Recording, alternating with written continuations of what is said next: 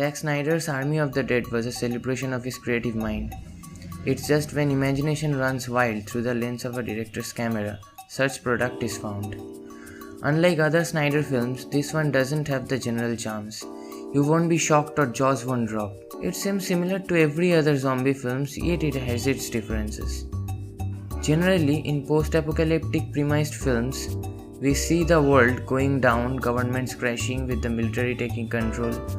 But Snyder didn't go that far this time. It's just Vegas which has been infected and it stayed there. The zombies have chosen Vegas to be their kingdom. Yes, you heard it right. A kingdom. We see different classes of zombies here. There are alphas and there are the shamblers. The latter being the typical mindless ones we see in films. As usual, we see our heroes mass slaughtering these shamblers, which is quite a visual treat. And then comes the alphas, who claims to be the rulers of the land. It's funny as we see 3 alphas at a time in the film, quite like we see in the cards.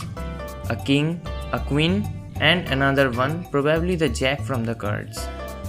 And alphas are only formed when bitten by an alpha itself. Same goes for the shamblers.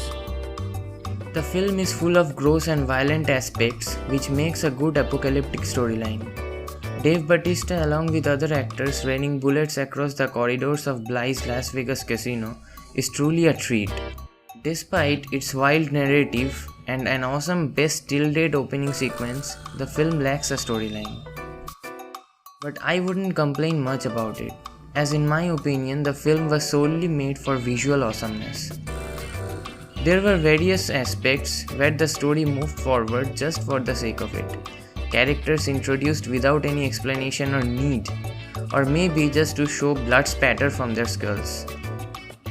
I don't know, but an explanation is always nice. Even there isn't much explanation on the zombie virus itself, which is a must for any film in this category. As for the acting, there wasn't much. There was a big hype on the fact that Huma Qureshi was in the film, but her screen time was as long as Anil Kapoor's in Mission Impossible Ghost Protocol. So, we can ignore that. It was Dave Bautista's awesome performance that holds the audience until the end. But there wasn't much from the other actors. They were just doing their jobs. So on the performance side, the film doesn't get much attention.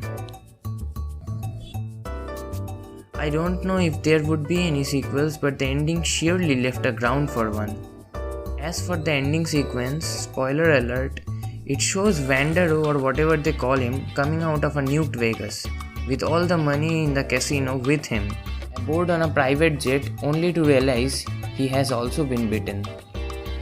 It seems pretty clear that a person bitten by a zombie, most probably Zeus, the king zombie, as he fought hand to hand with him, is out in the open. That could mean anything. It could leave an open ending and the rest of it is in the mind of its viewers, or it could leave a pretty big premise for a sequel, where the apocalypse could take on a larger scale than the last one. The film also mocked the current rule of the United States, on which the story is based on, of course. It portrays a pretty irresponsible government, so a sequel in such a world would be awesome. So that's it for the review and my take on the ending. Hope you guys enjoyed it. Thanks for watching. See you in the next one.